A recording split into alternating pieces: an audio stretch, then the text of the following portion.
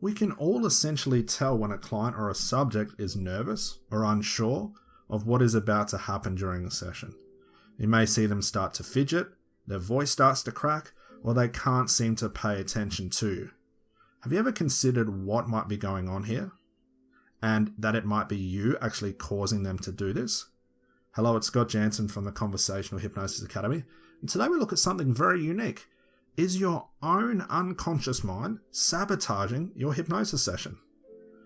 And when we say you, I mean all of us. And when we say your own unconscious mind, we have to remember we all have one. We as human beings sub-communicate a vast variety of messages. We do this through tone, inflection, movement, posture, and even our emotions. And this is constantly occurring. I mean, how often do we ever take notice of what our body is doing or how our voice sounds in an intense situation? Now let's put this in the context of a hypnotherapy session. Let's say you are sitting in front of a client and you're ready to rock and roll. You begin exploring the problem, creating rapport, or driving straight into a language pattern.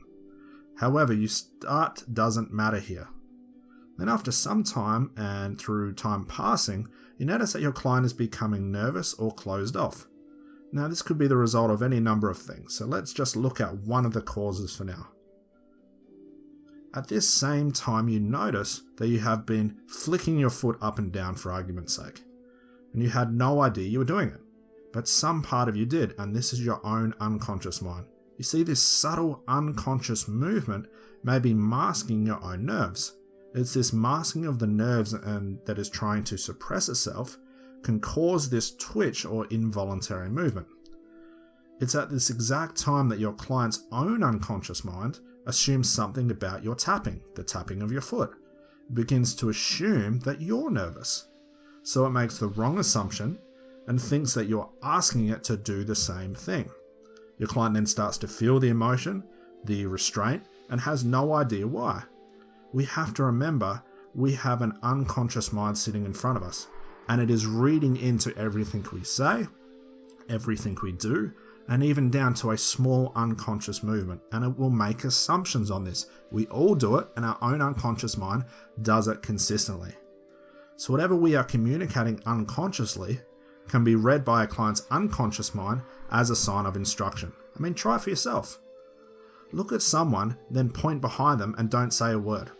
You'll find on most occasions they will turn around. This is due to the unconscious mind taking the instructions as it becomes curious about what is occurring. So finding ways to increase your own confidence is one thing, but staying on top of your own unconscious communication is another. Always become aware this is the first big step. So control your own unconscious movements. Think about before you speak, and almost fake it till you make it, till your own confidence starts to shine.